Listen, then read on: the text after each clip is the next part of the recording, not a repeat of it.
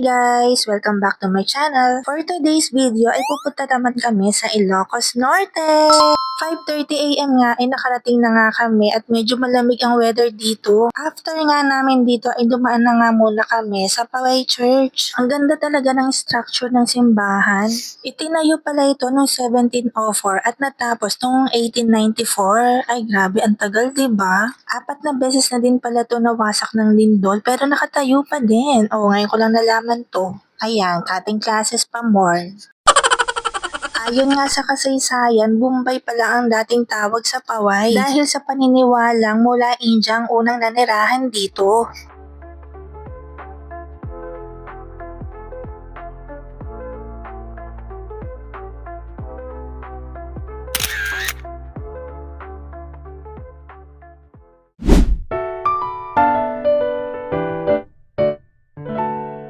Dito pala pinanganak ang aking Wodrabel sa Cervantes, Ilocos Sur.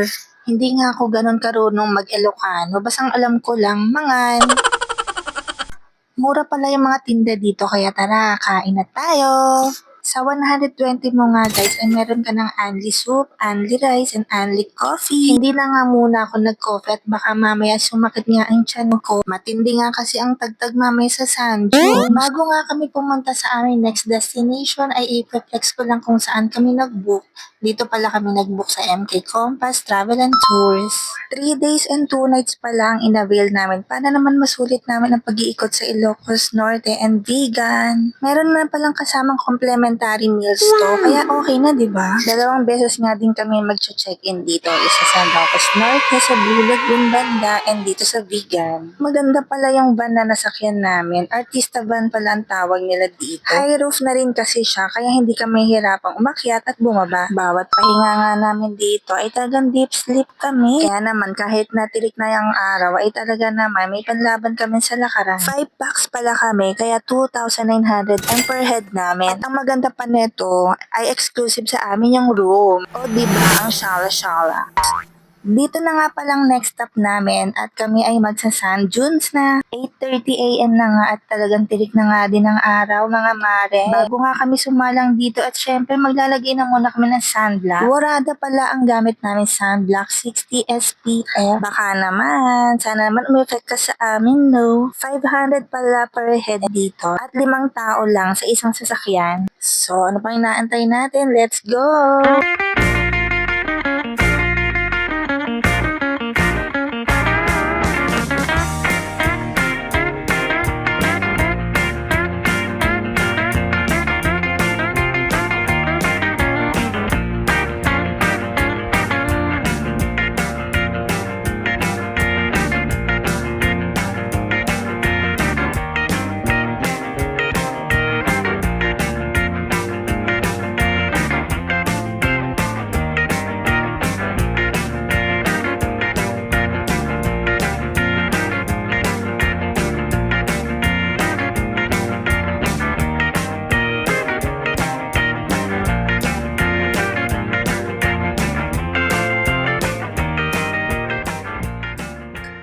Right timing talaga ang sand dunes namin sa morning kasi talagang buhay na agad yung diwa namin, kakayugyug.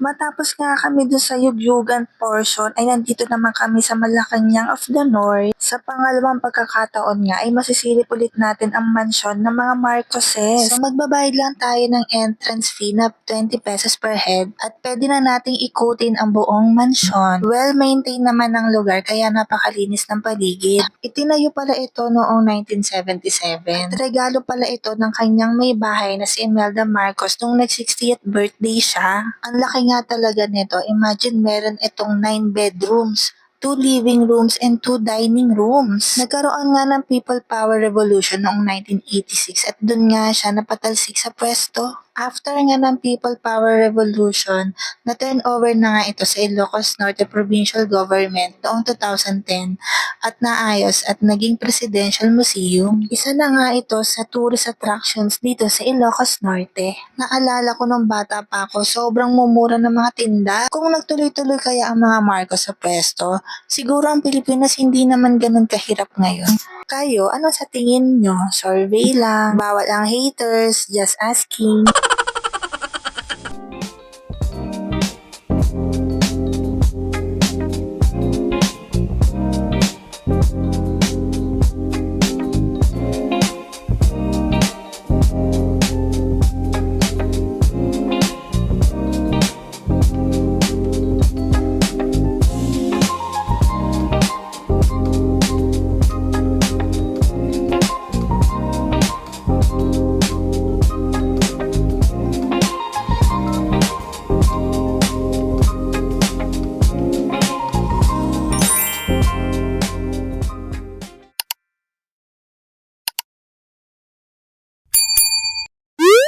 Nakaramdam na nga kami ng gutom kaya naman nag-empanada na muna kami. Masarap talaga ang empanada nila dito kaya tara muna, kain na tayo.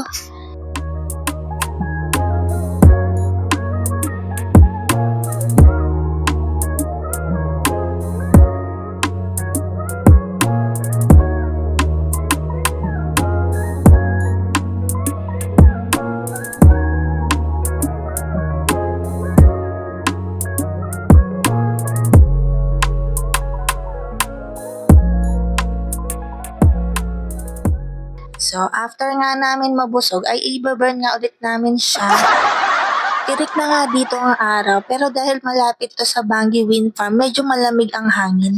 Noong unang punta namin dito ay nag-horseback ride nga kami. 800 meters pala ang layo para makarating kami sa rock formation galing dito. Ang hirap pala mag-balance sa kabayo, nakakatakot din pala talaga siya. Akala ko dati ang dali lang, yung pala pag ikaw na yung nakasakay, para ka talaga malalaglag. Hindi na nga kami nag-horseback ride kasi nga may kasama kaming baget. Kaya eto, trekking na lang kami para naman sama-sama kaming magpapaaraw. Bago lang talaga yata itong way na to kasi dati wala naman silang sinabi na pwede kami mag-trekking. So tara, samahan nyo kami pumunta sa Kapurpurawan Rock Formation. Let's go!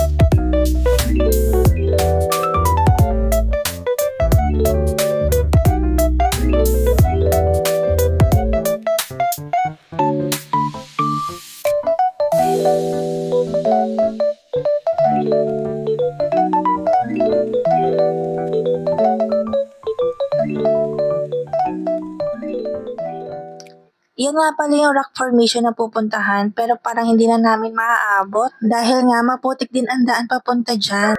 Bale, okay lang, mukhang enjoy naman ang bagets at ito nga ay nagpipictorial na sila. Akala ko nga uulanin nitong Ilocos trip namin. Ano ba naman, walang ginawa ang ulan sa Maynila kundi bumuhos ng bumuhos. Kabaliktaran naman dito ay napakainit. Diyos ko, mga may araw ka talaga. Finally nga ay nakabalik na kami sa van at para magpalamig ay Diyos ko napakainit. Sobrang comfy na tong van, tignan nyo, makita nyo high roof siya. Sa tindi nga ng pinawis namin at mukha namang wala kami binawas na timbang. Ayun, nangamay araw lang ang mga peg nyo, ay nako.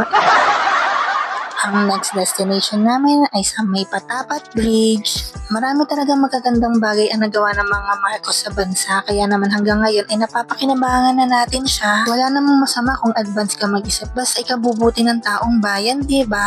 Based nga sa mga kwento ng mga tatanda ay malaking bagay yung mga murang bilihin dati. Naka-grocery ka na, may pang-date ka pa, o diba? Pero ngayon, iba na nga ang panahon. Mas maganda ng maporma kaysa may makain. May basta pag may scramble ka, okay na yon. Sarap kaya. Ito na nga ang pinaka-last part ng pupuntahan namin and dito na rin nga kami mag-check-in. Yung unang punta talaga namin dito ay nakaligo pa kami. Malakas nga ang alon nito kaya hindi nga kami nakakalayo. Kahit nga nakaupo ka lang sa pangpang ay talagang aanurin ka palayo. Naisip niyo ba yun yung hinihigop ka ng tubig palayo tas hindi ka talaga makatayo? Kaya ang ending nga nito ay talagang pagulong-gulong kami sa pangpang. Ay may nakakita pa nga tawa ng tawa. Ito na nga ang Blue Lagoon ngayon. Ang nakakalungkot nga na part, nadaanan kasi ito ng bagyo kaya hindi masyado pang naaayos. Hindi mo pa ma-enjoy ang pagligo dito gawa ng sobrang mabato. Dahil nga may sakit pa ako nung pagpunta namin dito, balak ko talaga magbabat sa tubig. Kaso nga lang, napakalamig ng tubig, imbis gumaling ng ubo ko, baka lalo ako magka-pneumonia. Kaya naman, tumambay na lang kami dito at in-enjoy ang magandang view.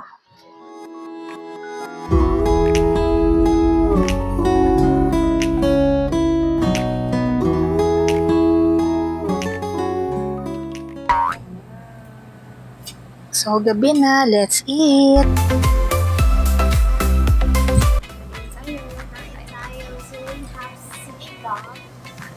Okay. And what else? Also, Inasal. Wow, let's eat. Inasal.